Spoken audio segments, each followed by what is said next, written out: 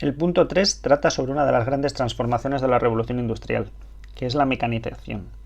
Es decir, la conversión de los talleres que había anteriormente, durante el antiguo régimen, esos talleres artesanos, a lo que nosotros conocemos hoy en día como las fábricas. Eso va a generar una serie de rasgos, de características que va a tener la sociedad industrial. Como veis, estas fábricas en lo que consisten es en grandes, ya no son talleres, ya son edificios mucho más grandes, con personal especializado dedicado únicamente a trabajar de una manera determinada. Además, en vez de únicamente las herramientas que esos artesanos hacían antes, ahora lo que van a utilizar son máquinas.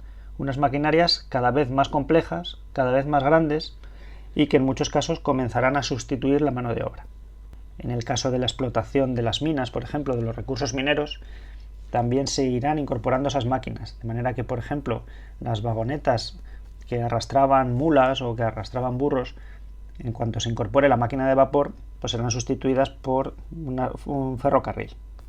Y eso afectará también al transporte, no solamente de estos productos, de productos también comerciales, sino también al de personas. Se aplicarán a la parte terrestre, a los transportes terrestres, tanto de personas como de productos, como a los transportes marítimos o fluviales, los transportes que van sobre el agua. Esto nos va a llevar a una necesidad de trabajadores que ya no van a estar tan especializados como antes en distintas actividades, solamente van a tener que especializarse en una actividad muy concreta, es decir, a tareas muy simples, de manera que prácticamente cualquiera va a valer para este tipo de trabajo.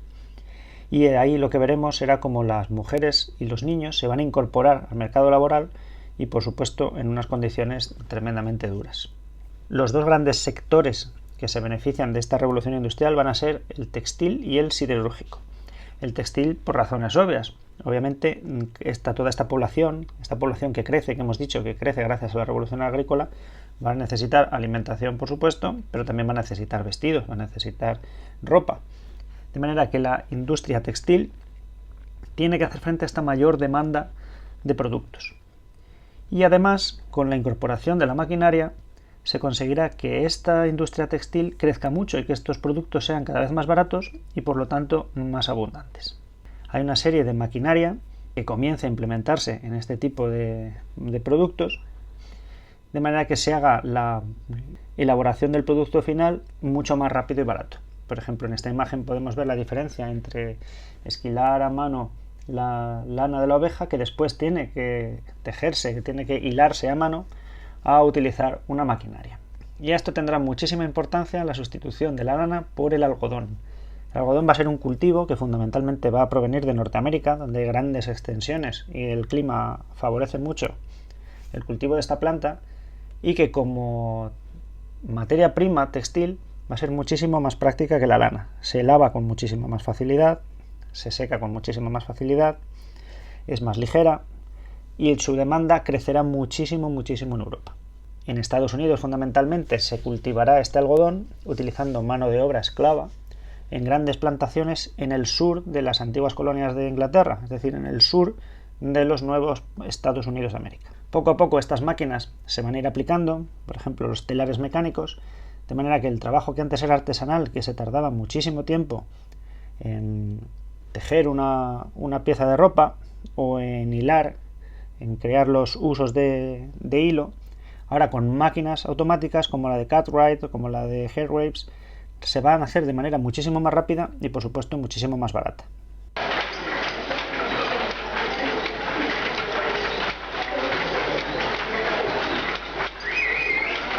Aquí habéis visto un ejemplo de una tejedora mecánica que es muchísimo más rápida que cuando esto tenía que hacerse directamente a mano. Y esta es una evolución mayor con una tejedora muchísimo más rápida aún.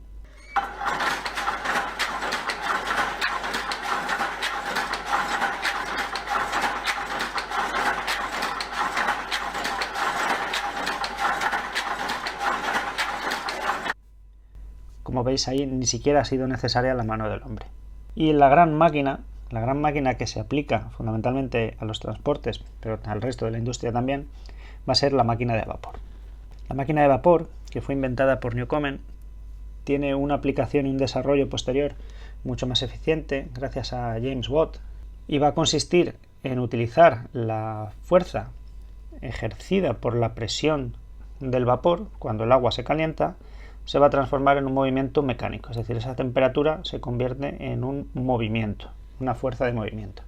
Y esto se puede aplicar a distintos inventos. Por ejemplo, a la extracción de agua, que se utilizaba en las minas.